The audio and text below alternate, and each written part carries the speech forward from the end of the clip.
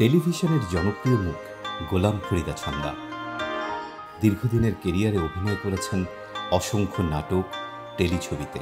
সমানতালে কাজ করছেন এখনও। পড়ালেখা ঢাকা বিশ্ববিদ্যালয়ে নাট্যকলা বিভাগে। ছাত্রাবস্থাতেই মঞ্চে অভিনয় করেছেন ডলস হাউস, মেকবেথ, ইডিপাসের মতো বিখ্যাত সব নাটকে। সেখান থেকে জেনে বুঝেই যুক্ত হয়েছিলেন অভিনয় জগতে। 1999 সালে এভাবেই গল্প শুরু নাটক দিয়ে তার যাত্রা শুরু ছোট পর্দায়। সেখানেও পেরিয়ে এলেন 2 দশক। দীর্ঘদিনের বর্ণাঢ্য অভিজ্ঞতা দিয়ে আত্মপ্রকাশ করেছিলেন নির্মাতা হিসেবেও। সবসময়ই বেছে বেছে গুছিয়ে কাজ করেন এই অভিনেত্রী। মন সায় না দিলে সে কাজ একদমই করেন না। স্রোতের তালেও গা ভাসান না। নাটকে বেশি অভিনয় করলেও বর্তমানে ভিন্ন ধারার গল্পের চলচ্চিত্রে অভিনয় করছেন ছন্দা। শাহরিয়ার নাজিম জয়ের অর্পিতা এবং নার্গিস আক্তারের জয়বতী কন্যার মন সিনেমায় অভিনয় দিয়ে প্রশংসিতও হয়েছেন। আরও কয়েকটি চলচ্চিত্রের কাজ শেষ করেছেন। শিল্প থেকে এক পর্যায়ে মনোযোগী হয়েছেন ব্যবসাতেও। রূপসী নন্দিনী নামে শুরু করেছেন অনলাইন ব্যবসা। এমনই নানা গুণের অধিকারী এই শিল্পীর এগিয়ে চলার গল্প আজকের কথোপকথনে। আমার যাত্রা 99 থেকে, ইনফ্যাক্ট 99-এর আগে আমি তো 97-এ হচ্ছে থিয়েটার স্কুলের একটা 1 বছরের কোর্স করি। এর আগে তো আসলে আমার মানে বলতে গেলে 14 গোষ্ঠীতে আসলে নাটকের কোনো লোক নেই বা নাটক সম্পর্কে, নাটকের সাথে জড়িত কোনো মানুষ আসলে ছিল না। আমার বাবা, আমার মা, আব্বু আম্মু তারা সংস্কৃত মনা মানুষ ডেফিনেটলি, কারণ ছোটোবেলায় আমাকে গানের স্কুলে ভর্তি করিয়েছিলেন। আমার বাবা খুব ভালো ছবি আঁকতেন, নজরুলগীতি পছন্দ করতেন, আম্মু খুব ভালো গান গাইতেন। তো সেই দিক থেকে তাদেরও ইচ্ছা ছিল যে তাদের মেয়ে, এবং আমি যেহেতু বড় ভাই বোনদের মধ্যে একটি মাত্র মেয়ে, তো তাকে তারাও এরকম গান, নাচ, সব কিছু, ছবি আঁকা সব কিছু শেখাবে। তো ওই একটা ইচ্ছা তো তাদের ছিল। তো যে কারণে বলছি যে নাটকের ব্যাপারে আসলে আমার ফ্যামিলিতেও কেউ নেই নাটকের সাথে জড়িত।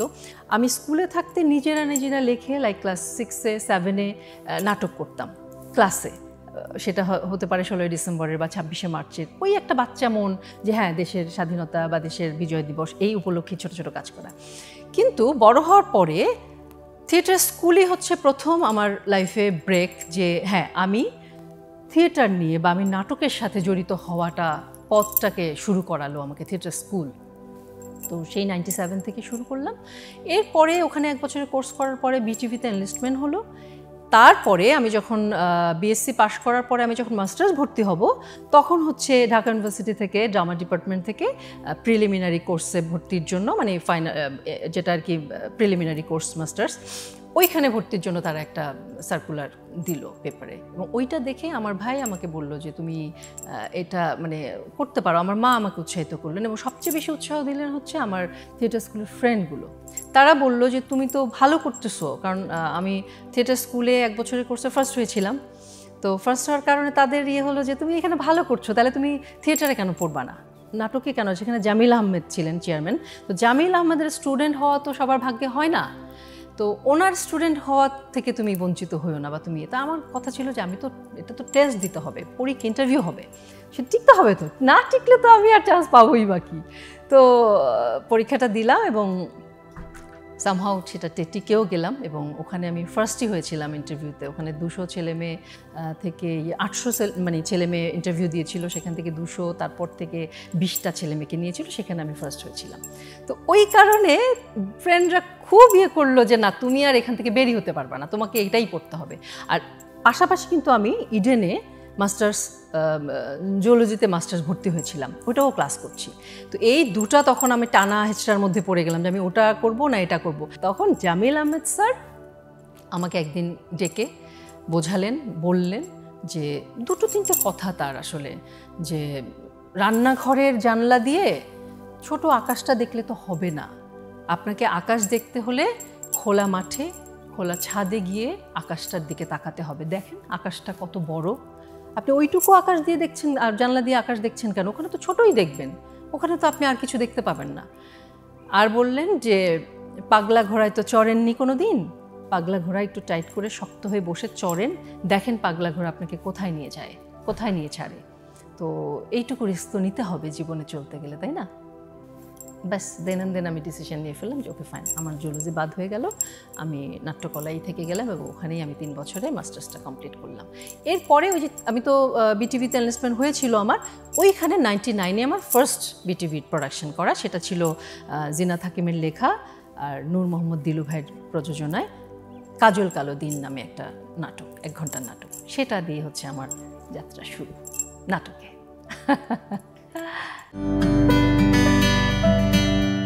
এটা আসলে একটা ভালো লাগার বিয়ে ছিল, দুপক্ষেরই মতামত ছিল, সব কিছু মিলিয়ে তখন একটু হার্ড ডিসিশনে চলেই গেলাম, আসলে বিয়েটা করেই ফেললাম।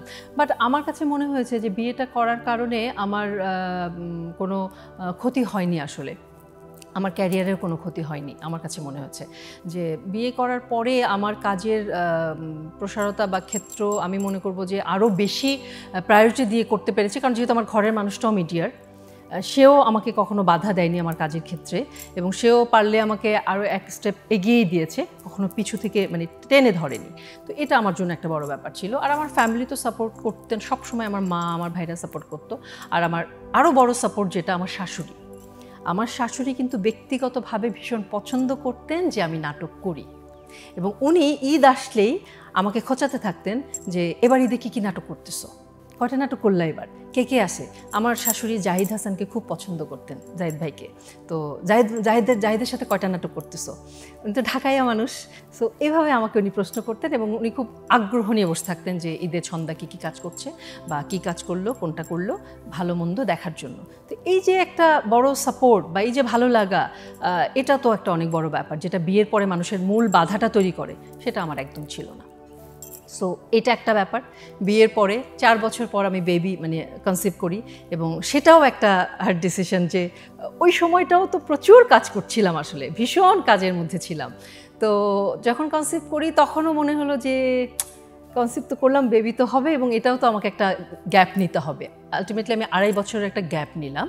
2.5 বছরের গ্যাপ নেওয়ার পরে মনে হলো যে মিডিয়া থেকে যখন যে সরে যায় তাকে কিন্তু মানুষ ভুলে যায়, আবার ব্যাক করাটা খুব ডিফিকাল্ট হয়। বাট আমার ক্ষেত্রে যেটা হলো, আমি যখন ব্যাক করলাম, সেকেন্ড ইনিংস খেলতে নামলাম, তখন দেখা গেল যে এটা আমার ক্ষেত্র আরও বেশি জ্বলে উঠলো আর কি, ব্যাপারটা এরকম।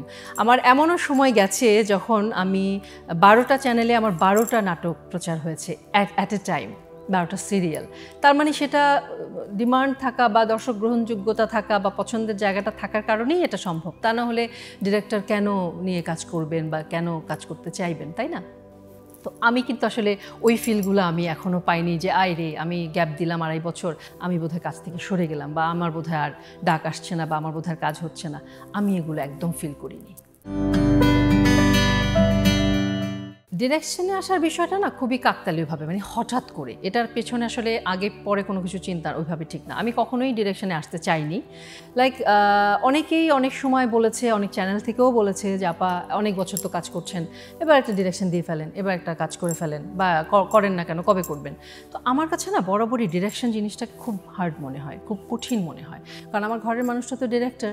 আমি তো দেখি একটা কাজ করতে গেলে একজন ডিরেক্টরকে বলে না যে captain of the ship, so সব কিছু মাথায় রাখতে হয়, যেটা আমরা পারফরমেন্স যখন করি অ্যাটলিস্ট আমাদের মাথায় রাখতে হয় না যে আমার আর্টিস্ট কে, আমাকে মাথায় রাখতে হয় না আমার লোকেশন কোথায় হবে, আমাকে মাথায় রাখতে হয় না যে আমার প্রোডাকশন কিভাবে রান করবে, কিভাবে চলবে, অনেকগুলো ব্যাপার আমাকে মাথায় রাখতে হয় না। আমাকে কি মাথায় রাখতে হয়, আমাকে ফোকাস থাকতে হয় যে আমার ক্যারেক্টারটা কিভাবে করব, আমার কস্টিউম, আমার ডেলিভারি, আমার ডায়লগস, আমার স্ক্রিপ্ট, আমার গল্প, সর্বোপরি আমি কেমন করছি ক্যারেক্টারাইজেশনটা, এটাই হচ্ছে আমার মাথায় রাখার বিষয়।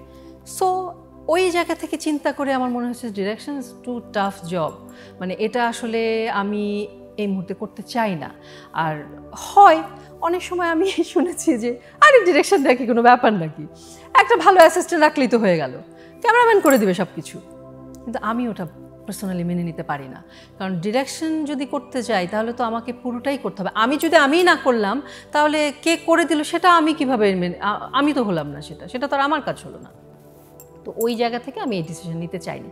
কিন্তু এটা যেটা হয়েছে লাস্ট 15ই আগস্ট গত বছর সামনে রেখে, 15ই আগস্টকে আমাদের ওই ক্রাউন এন্টারটেনমেন্ট ওখানকার থেকে, ওই হাউস থেকে ওনারা বেশ কিছু কাজ করতে চাইলেন যে 15ই আগস্টকে সামনে রেখে। তখন ওনারা 11 জন পুরুষ মানে মেল ডিরেক্টরকে সিলেক্ট করলেন, আর আমাকে ওনারা কন্টিনিউয়াসলি করছিলেন যে আপু আপনি একটা করেন, আপনি একটা করেন, প্লিজ আপনি একটা করেন। তখন আমার মনে হলো যে আচ্ছা ঠিক আছে, একটা করি, সেটা 15ই আগস্টকেই তো মাথায় রেখে, সো এটা বোধহয় করা যায়। তখন আমি ওই ঘরের মানুষকে রুবেলকেও জিজ্ঞেস করলাম যে এটা কি করবো নাকি, বললো যে করতে পারো চাইলে, তুমি তো করতেই পারো চাইলে, অসুবিধা কি। দেন ডিসিশনটা নিলাম, এবং ওটার গল্পটাও ছিল জ্যোৎস্না নাটকটার নাম, এবং গল্পটাও মানে একেবারে জ্যোৎস্নাকে নিয়েই পুরো রানটা গল্পের ফার্স্ট টু লাস্ট। এবং যেটা হয়, ডিরেকশন দিলাম এবং অভিনয়ের জায়গাটাও ওই ক্যারেক্টারটা লোভও সামলাতে পারলাম না। আলটিমেটলি মনে হলো যে আমি যেভাবে দেখছি ক্যারেক্টারটাকে, এটা আবার আমাকে আরেকটা আর্টিস্টকে বোঝাতে হবে, বা সে কীরকম করবে তখন আমার মন মতো হবে কিনা, এটা আরেকটা প্রবলেম। সো তখন ওই যে ডিসিশনটা আমিই নিলাম যে ক্যারেক্টারটা আমিই করব, তাহলে এটা আমার জন্য পোর্ট্রে করাটা অনেক ইজিয়ার হবে, কারণ আমি যেভাবে দেখছি, আমি যেভাবে চাইছি সেটা আমি দিতে পারবো। দেন ওই জ্যোৎস্না ক্যারেক্টারটাও আমি করি। আর নাটকটা ওটা আসলে অনেক পরিশ্রম হয়েছে, কারণ এটা আসলে খুব কঠিন ক্যারেক্টার করে আবার ডিরেকশনটা দেয়া, এটা চারটিখানি কথা না আসলে আমার কাছে মনে হচ্ছে। সো আমি সারেন্ডার করেছি। আমি এখন আর এটার মাথায় নিতে চাই না, আপাতত না, কারণ এটা অভিনয় যদি কমিয়ে দিই বা ছেড়ে ছুড়ে দিই তখন হয়তো চিন্তা করবো আবার। এই হচ্ছে ব্যাপার। আমাদের এখানে একটা প্রবাদ আছে যে একই ঘরানার কাজ, একই ডিরেক্টরের কাজ বারবার করা হয়, একই রকম ক্যারেক্টার করা হয় কেন, এরকম কথা আছে। কিন্তু মুশকিলটা হচ্ছে আমি যে কাজ করব, আমার যে মিডিয়া, আমার মিডিয়াতে তো নানা রকম ডিরেক্টর আছে, নানা রকম প্রোডাকশনস হাউস আছে, আমি তো সবাইকে চিনি না, সবাইকে জানি না। তো ডিরেক্টর যখন 10টা ডিরেক্টর কাজ করে, কে ভালো করে, কে মন্দ করে, কে কেমন মানুষ, প্রফেশনালিজম কতখানি তৈরি হচ্ছে, সেটা নিয়ে তো আমাদের মধ্যে সন্দেহ আছে। সো আমি যাকে জানি, আমি যাকে চিনি, তখন সেইখানে কাজ করতে স্বাচ্ছন্দ্য বোধ করি। তো আমি যদি একটা কাজ স্বাচ্ছন্দ্য বোধ নিয়ে না করি, তখন সেই কাজটা তো আমি করতে পারবো না ভালোভাবে, আমার চরিত্র তখন আমি ফুটিয়ে তুলতে পারবো না। আমার ভিতরে যদি অন্য কিছু চিন্তা হয় যে আমি এই কাজটা করব, এটা আসলে কত দূর কী হবে, কেমন পরিবেশ হবে, কেমনভাবে হবে, তাহলে তো আমার কাজের ক্ষেত্রে ডিস্টার্ব হয়ে যাবে। ওইটা কথা চিন্তা করে যেটা হয়, তখন আমরা বেছে নিই যে না ঠিক আছে, আমরা এই ধরনের কাজ করি, এই ডিরেক্টরের আন্ডারে কাজ করি, আচ্ছা এই কাজগুলোই করি। এটাই কিন্তু একটা সমস্যা। যে আর আরেকটা কথা আমি বলবো আমাদের এখানে, যেটা আমাদের ডিরেক্টরের দিক থেকে একটা প্রবলেম আছে, একটা আর্টিস্ট যখন একই ধরনের কাজ করে, মানে একটা ক্যারেক্টার খুব ভালো করে, তখন তাদের মাথায় কাজ করে যে এই রকম ক্যারেক্টার যত আছে পৃথিবীতে সব এই আর্টিস্টকে দিয়ে করানো হোক। অফার করতেই থাকে, মানে হ্যামারিং করতেই থাকে। আপা এই গল্পটা ইয়ে করছে, পড়েই মনে হয়েছে এটা আপনিই এটার জন্য বেস্ট, আপনাকে ছাড়া এটা হবে না। আমি তো এটা করতে চাই না, কারণ আমি তো এই ক্যারেক্টার আরও 10টা করেছি, আমি এটা চাই না, নতুন কিছু দেন, নতুন কিছু করতে চাই। তো এই যে এটাও একটা প্রবলেম আমাদের এখানে। তো এই জন্য বলবো যে আমি কাজ করে গেছি টানা 20 বছর, তবে এটা ঠিক আমি আমার ক্ষেত্রে ডিসিশনটা আমি এভাবে নিই, আমি যখন একটা সিরিয়াল করি যেটাতে যদি একটা বিধবা ক্যারেক্টার হয়, আমি কিন্তু আরেকটা সিরিয়ালে যদি বিধবা ক্যারেক্টার আসে আমি কিন্তু সেটা করতে চাই না। কারণ আমার কাছে মনে হয় যে আমি নিজেই মজা পাই না, আমার কাছে মনে হয় যে আমার ক্যারেক্টারের ভ্যারিয়েশনটা লাগবে। সো ভ্যারিয়েশন না হলে আমি নিজেই তো মজা পাবো না। সো আমি কিন্তু চেষ্টা করেছি ভ্যারিয়েশন ক্যারেক্টার করার জন্য। আমি কিন্তু অনেক রকম চরিত্রায়ন করেছি, অনেক রকম ক্যারেক্টার করেছি। আমার কাছে কখনোই মনে হয়নি যে আমি একদম গ্ল্যামারাস হয়ে খুব একটা পুতু টাইপের ক্যারেক্টার করব, খুব একটা প্রেম ক্যারেক্টার করব না। আমার কাছে মনে হয় যে প্রতিটা চরিত্রের আলাদা আলাদা গ্ল্যামার আছে, আমি সেই চরিত্রটাকে ফুটিয়ে তোলাটাই হচ্ছে সেই চরিত্রের জন্য গ্ল্যামার, আমি এভাবে বিশ্বাস করি। সো আমি এভাবেই কাজ করতে চাই, এভাবেই আমি এই 22 বছর ধরে আমার রাস্তায় আমি কাজ করে যাচ্ছি। আমার কাছে মনে হয় কি যে যখনই একটা জিনিস খুব সহজ হয়ে যায় পাওয়াটা, যে আমি আজ এলাম কালই আমি সুপারস্টার হয়ে গেলাম, আজ আমি একটা কাজ শুরু করেছি, বুঝে না বুঝে শুরু করেছি, আমাকে সবাই মিলে আমাকে ওইখানে তুলে দিল। সো আমি তো বুঝলাম না যে আসলে কিভাবে ওইখানে উঠতে হয়, এই পথটা কি, এই সিঁড়ি ভাঙা কত কষ্টের, কত বছরের পর বছর, দিনের পর দিন, কত রকম ইয়ে করে আমরা ওই জায়গাটায় উঠি। সেটা তো সে জানলো না। সে জানলো যে আমি একটা বিশাল বড় সেলিব্রিটি, আমি আজকে এত টাকা করে ডে নিতে পারছি, আমার অভিনয় করার দরকার হয় না, আমাকে তো দেখলেই মানুষ টাকা দেয়, আমাকে তো দেখলেই, আমি চেহারা দেখালেই তো আমাকে টাকা দিচ্ছে, আমি টাকা নিচ্ছি। তখন হয় কি যে এই জায়গার প্রতি দায়বদ্ধতাটা অনেক কমে যায়। আমরা যে এত বছর ধরে আমরা বলি, আমি যেমন বলি যে আমরা যে এই যে দুধটাকে জাল দিয়ে দিয়ে দিয়ে দিয়ে দিয়ে দিয়ে ঘন করে সরটা ফেললাম, এখন তো সবাই এসে সেই সর খেয়ে খেয়ে চলে যাচ্ছে, মাখন চেটেপুটে খাচ্ছে। কিন্তু এই মাখনটা তৈরি করতে, সরটা তৈরি করতে এত সহজ না, অনেক কাঠ খড় পোড়াতে হয়েছে কিন্তু। সো এখন তো খুব ইজি, সর তো পড়েই গেছে, সর নেওয়া এখন খুব সহজ। সো যারা নিচে আছে, যারা এটাকে তৈরি করেছে, তাদের এখন দিন তাদের কষ্ট, তাদের ফিল হয়, তাদের কষ্ট হয় বা তাদের আবেগ আপ্লুত হয় তারা, কিন্তু ওই যে সর ওই লেভেলের কিন্তু কিছু আসে যায় না, তারা কিন্তু ওখানেই আছে। এবং তাদের তো এখন মাখনের মতো আরামসে তারা চলে যায়, আরামসে তাদেরকে নিয়ে নেওয়া হয়, আরামসে তাদের ক্ষেত্র তৈরি হয়ে যায়। সো তাদের ওই দায়বদ্ধতাই তো তৈরি হয় না। তখন এই যে এখন প্রশ্ন ওঠে যে অমুক ডায়লগ কেন এই নাটকে দেয়া হলো, অমুক মেসেজ কেন এই নাটকে থাকলো, বা এই কাজটা এই আর্টিস্ট কীভাবে করতে পারলো, তার কি কোনো দায়বদ্ধতা নাই? তো তার দায়বদ্ধতা সৃষ্টি করার সুযোগই তো দেওয়া হয় নাই, তার দায়বদ্ধতা থাকবে কোত্থেকে? কই বলে না তো যে আজকে যারা এত বছর ধরে কাজ করেছে তাদের নিয়ে তো কেউ বলে না যে এই আর্টিস্ট কী করে এই কাজটা করতে পারলো, এই আর্টিস্ট কেনই।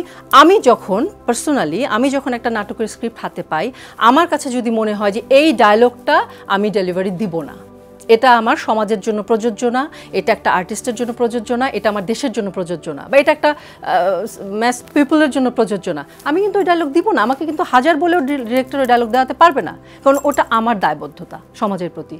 সো এখন একটা আর্টিস্ট কীভাবে সেই ডায়লগ দিয়ে ফেলে? সেই আর্টিস্টের সেই দায়বদ্ধতা নাই কেন?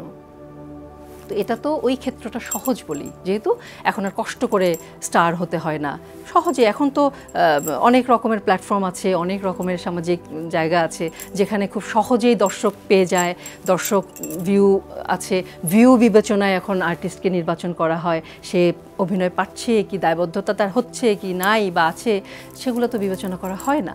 সো এই দায়বদ্ধতা তো শুধু আমি বলবো যে আর্টিস্টদের শুধু একা দোষ দিয়ে লাভ নেই, এটা আসলে একেবারে পারিপার্শ্বিকতা সবাইকেই বলতে হবে যারা এই ক্ষেত্রটাকে তৈরি করে। একটা আর্টিস্ট তো নিজে নিজে হয়ে যায় না, ওই জায়গায় হয়ে যায় এমন তো না যে আমি চাইলাম আর হয়ে গেলাম, তৈরি করে দেয় তো সারাউন্ডিংস, তাই না? তো এই তৈরি যারা করে তাদেরকেও এটা নিয়ে ভাবতে হবে যে কেন আসলে এই রকম ব্যাপার হচ্ছে, দায়বদ্ধতার ব্যাপারটা তো থাকতে হবে। জিটিভিতে এক্সপার্ট ডিশওয়াশ রান্নাবান্নার যে কাজটা, ওটার হোস্টিংয়ের কাজটা করছি, পাশাপাশি যেটা করছি একটা ডেইলি সোপে কাজ করছি দীপ্ত টেলিভিশনের জন্য, মাশরাফি জুনিয়র নামে। তো ওইটার কাজ তো মাস ভরে করতেই হয়, সেটা নিয়ে একটা খুব ব্যস্ততা যায়, যে কারণে বাইরের কাজগুলো করাটা এখন আমার জন্য একটু ডিফিকাল্ট হয়ে যায়, ডেট মিলানোটা বা সব কিছু মিলিয়ে একটু প্রবলেম হয়। তো বাইরেও আরেকটা সিরিয়াল করছি বাংলাভিশনের জন্য, মমতাজ মহল, সজীব মাহমুদের ডিরেকশনে। তো এই দুটো সিরিয়াল করছি আর এই রান্নাবান্নার কাজটা করছি, এটা। আর সাথে কিছু বিটিভির কাজ যেগুলো একেবারে ফাঁকে ফাঁকে মিলে যায়, একটু কষ্ট করে মিলাতে হয়, যদি তারা ছাড়ে তাহলে সব কিছু মিলে এই কাজগুলো করি। ব্যক্তি গোলাম ফরিদা ছন্দা খুবই সাধারণ মানুষ, আমি বলবো। ভীষণ ইমোশনাল, অনেক ধৈর্য এবং পরিবারকে অনেক ভালোবাসে, মা, ভাই, স্বামী, বাচ্চা ভীষণভাবে পছন্দ করে তাদেরকে নিয়ে থাকতে, প্রকৃতিপ্রেমী ভীষণভাবে। এবং মানুষের চাই না কখনো, একেবারেই চাই না কোনো দিন কারো এতটুকু ক্ষতি করতে। মিথ্যা বলতে পারি, সত্যি সবসময় বলা যায় না, কিন্তু সেই মিথ্যায় যেন কারো কোনো ক্ষতি না হয়, এইটুকু সবসময় চেষ্টা থাকে। আর হিপোক্রেসি ভীষণ অপছন্দ করি, ভীষণ ভীষণ ভয় পাই যে মানুষ সামনে একরকম বলে, পেছনে যে আরেক রকম বলবে। কেন রে ভাই, যা বল সামনেই বল, পেছনে বলার দরকার নাই তো। আমি ভালো কি মন্দ, আমাকে ভালোবাসো কি বাসো না, পছন্দ করো কি করো না, সামনেই বলো, পেছনে বলবা কেন? এগুলো আমি পছন্দ করি না।